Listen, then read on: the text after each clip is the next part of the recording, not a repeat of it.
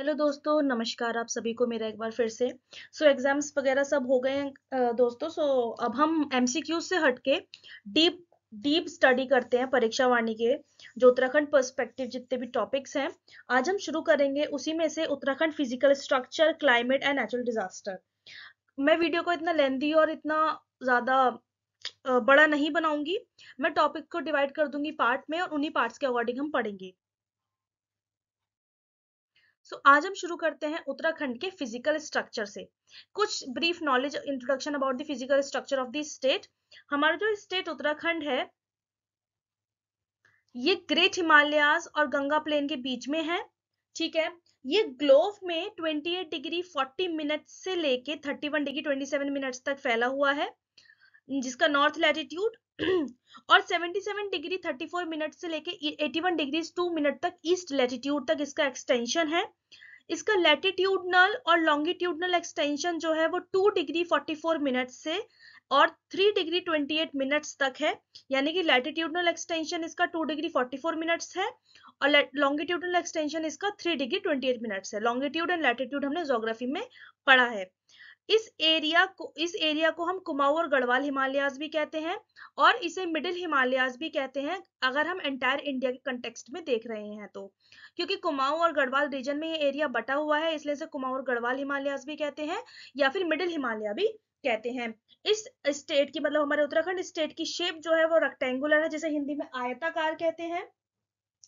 इस स्टेट की जो लेंथ एंड ब्रेड्थ है लेंथ इस स्टेट की from east to west 358 kilometres है और इसकी विड्थ यानी कि चौड़ाई फ्रॉम नॉर्थ टू साउथ यानी कि ईस्ट से वेस्ट में 320 किलोमीटर्स और north to south 358 kilometres east to west and north to south it is 320 kilometres, तो almost rectangular in shape.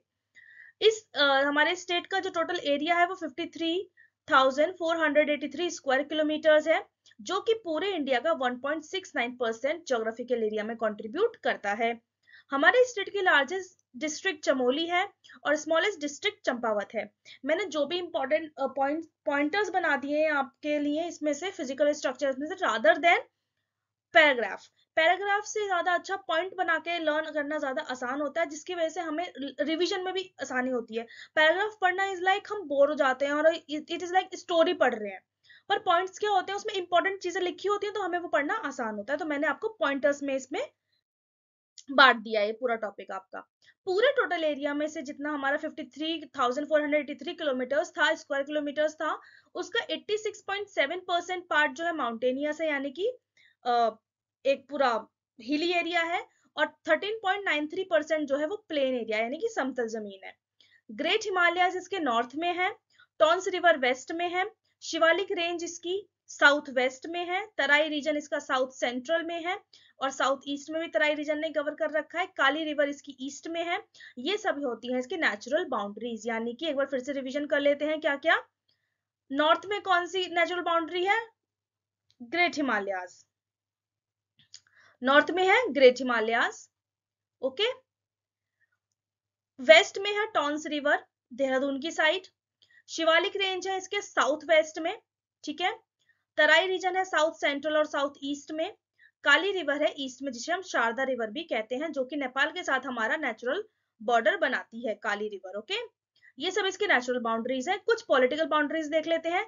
Nepal east में, तिब्बत का पार्ट जो कि चाइना में है उसको वो नॉर्थ से, हिमाचल प्रदेश नॉर्थ वेस्ट से, उत्तर प्रदेश साउथ से इसकी पॉलिटिकल बाउंड्रीज बनाता है, ठीक है। ये आप ऐसे करके ना, ऐसे ड्रॉ करके भी प्लीज लर्न कर लीजिएगा।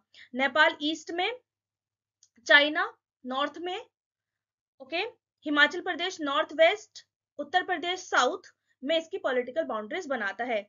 Eastern and the northern borders of the state are international. जो ईस्टर्न और नदर्न बॉर्डर्स है स्टेट के वो इंटरनेशनल है और बहुत सेंसिटिव है from strategic point of view. 3 district state की कौन कौन सी? Pithoragarh, Champawat and Udham Singh Nagar touch Nepal. 5 districts that are Udham Singh Nagar, Nainital, Pauri, Haridwar and Dehradun touch Uttar Pradesh. 2 districts Uttarkashi and Dehradun touch Himachal. 3 districts Uttarkashi, Chamoli and Pithoragarh touch China. और इसके northern most, ये सारी चीजें मैं आपको इसलिए बता रही हूँ, ये आपको बस फैक्ट्स हैं, ये फैक्ट्स हैं, ये आपको लर्न करने हैं, बिकॉज एग्जाम्स में सीधा उठ के आ जाता है कि विच of the following districts of Uttarakhand touch Nepal, touch China, या फिर शेयर इंटरनेशनल बॉर्डर। तो ये आपको लर्न होनी चाहिए कौन सी डिस्ट्रिक्ट किसके साथ टच होती है, किसके साथ बॉर्डर शेयर करती है, ठीक है। नदर्न मोस्ट और सदर्न मोस्ट, यानी कि नदर्न मोस्ट और southern most district of the states are Uttarkashi and Udham Singh Nagar. यहाँ पे अगर मैं बना दूं 4 कोऑर्डिनेट्स, तो northern most is Uttarkashi and southern most is Udham Singh Nagar, eastern most is Pithoragarh and western most is Dehradun, ठीक है। ये आपको याद होनी चाहिए east west north south district state की कौन कौन सी है। आगे बढ़ते हैं। Boundaries of Pauri district touch 7 districts of the state. Pauri की बाउंड्री स्टेट की 7 डिस्ट्रिक्ट से टच होती है, ठीक है। और वो 7 डिस्ट्रिक्ट कौन कौन सी हैं? नैनीताल, अल्मोड़ा, चमोली, रुद्रप्रयाग, टिहरी, देहरादून और हरिद्वार। चमोली और अल्मोड़ा 6 डिस्ट्रिक्ट से बॉर्डर शेयर करते हैं। इसी में से क्वेश्चन यहाँ पे बन जाएगा कि विच of the following district of Uttarakhand shares the maximum border with other district of the states. Uttarakhand की कौन सी डिस्ट्रिक्ट इस उत्तराखंड के ही दूसरी डिस्ट्रिक्ट से सबसे ज्यादा बॉर्डर शेयर करती है? वो है पौड़ी गढ़वाल। पौड़ी गढ़वाल 7 डिस्ट्रिक्ट से बॉर्डर शेयर करती है स्टेट की, नैनीताल, अल्मोड़ा, चमोली, रुद्रप्रयाग, टिहरी, देहरादून, हरिद्वार। उसके बाद जाते हैं चमोली और अल्मोड़ा जो कि 6 डिस्ट्रिक्ट से बॉर्डर शेयर करते हैं। देहरादून 4 डिस्ट्रिक्ट से बॉर्डर शेयर करता है। राज्य की सिर्फ 4 डिस्ट्रिक्ट यानी कि 4 जिले जो कि हैं टिहरी, रुद्रप्रयाग, बागेश्वर एंड अल्मोड़ा, ये किसी भी और स्टेट के साथ या किसी भी और कंट्री के साथ बॉर्डर शेयर नहीं करते हैं।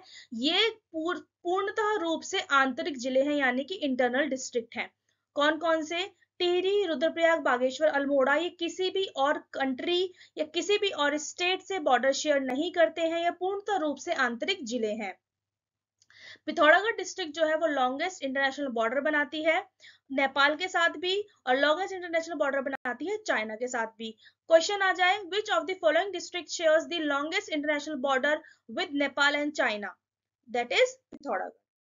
Come towards the geographical division of the state. अब हमने स्टेट को 8 तरीके के भौगोलिक विभाजन कर दिया है। भौगोलिक विभाजन किस बेसिस पे? On the basis of surface configuration, यानी कि धरातलीय विन्यास, रॉक सीक्वेंस, स्तर शैल क्रम, रिलीफ फॉर्म्स। उत्तराखंड को इन सब बेसिस पे 8 ज्योग्राफिकल डिवीजन में 8 भौगोलिक संरचनाओं में डिवाइड कर दिया गया है। पहला है Ganga plain region, Terai region, Bhabar region, Shivalik region, Doon region, lesser और मिडिल हिमालय रीजन, जिसे कि हम लघु या मध्य हिमालय क्षेत्र भी कहते हैं, ग्रेटर हिमालय रीजन, वृहत या उच्च Himalaya region, trans Himalaya region, जिसे कि हम ट्रांस हिमालय रीजन ही हिंदी में कहते हैं। सबसे पहला पढ़ते हैं गंगा प्लेन रीजन। हरिद्वार के साउथ से लेकर पूर्ण ज्यादातर पार्ट जो है वो गंगा प्लेन रीजन बनाता है, यानी कि गंगा जहां पे प्लेन में एंटर करेगी वो गंगा प्लेन रीजन बनाएगी। This area is made up of fine particles brought by the river like Ganga. ये एरिया किससे बना है? गंगा नदी द्वारा लाए गए छोटे छोटे कंकड़ वाले महीन कंकड़ वाले से मिलकर ये गंगा प्लेन बना है। यहाँ पे खादर टाइप की सॉइल मिलती है, यानी कि खादर प्रकार की मिट्टी मिलती है, ठीक है। और बांगर प्रकार की मिट्टी मिलती है नॉन फ्लडेड एरिया में, यानी कि जहां तक गंगा का पानी जाता है, यानी कि जहां पे गंगा का फ्लड एरिया है, यानी कि जहां तक गंगा पानी अपना लेके जाती है वो उस एरिया में सॉइल मिलती है खादर टाइप की। और जहां गंगा अपना पानी नहीं लेके जाती, यानी कि जो उसके पानी के बहाव से बाहर एरिया आता है, वहां मिट्टी मिलती है बांगर प्रकार की। Khadar and bhangar, khadar found in the area of flood plains and bhangar found in the area of non flood plains, ठीक है। जहां पे गंगा के पानी का प्रभाव नहीं होता, यानी कि जहां तक गंगा के पानी का बहाव नहीं होता, वहां पर बांगर प्रकार की मिट्टी मिलती है। जहां तक गंगा के पानी का प्रभाव या गंगा के पानी का बहाव रहता है, वहां खादर प्रकार की मिट्टी मिलती है। ये एरिया एक्सट्रीमली फर्टाइल यानी कि बहुत उपजाऊ होता है। इस एरिया की कुछ क्रॉप्स वीट, पैडी यानी कि धान, शुगर केन यानी कि गन्ना पाए जाते हैं। लक्सर, रुड़की जैसे टाउन यहाँ पे मिलते हैं। और ये एरिया रोड और रेल से कनेक्ट है, यानी कि इस क्षेत्र को सड़क एवं रेल मार्ग से जोड़ा गया है। दूसरा आता है हमारा तराई क्षेत्र या फिर तराई रीजन। हरिद्वार में गंगा के मैदान के तुरंत उत्तर में और पौड़ी गढ़वाल तथा नैनीताल जिलों के दक्षिणी क्षेत्र व उधम सिंह नगर के अधिकांश क्षेत्र को मिलाकर बनता है Terai region. The area immediately above the Ganga plain in Haridwar, Ganga plain से एकदम ऊपर, एकदम उत्तर, और southern region of Pauri Garhwal के सदर्न रीजन में यानी कि नीचे वाला हिस्सा अधिकांश नैनीताल डिस्ट्रिक्ट और अधिकांश उधम सिंह नगर मिला के बनाता है तराई रीजन। ठीक है, इस रीजन की विड्थ यानी कि चौड़ाई है 20 से 30 किलोमीटर। आर्टिसियंस वेल्स यहाँ पे फाउंड होते हैं, यानी जिसे हम कहते हैं पाताल तोड़ कुएं यहाँ पे पाए जाते हैं। इस एरिया की मेन क्रॉप्स कौन कौन सी है? Paddy, sugar cane, wheat, potato etcetera, यानी कि धान, गन्ना, गेहूं, आलू इत्यादि।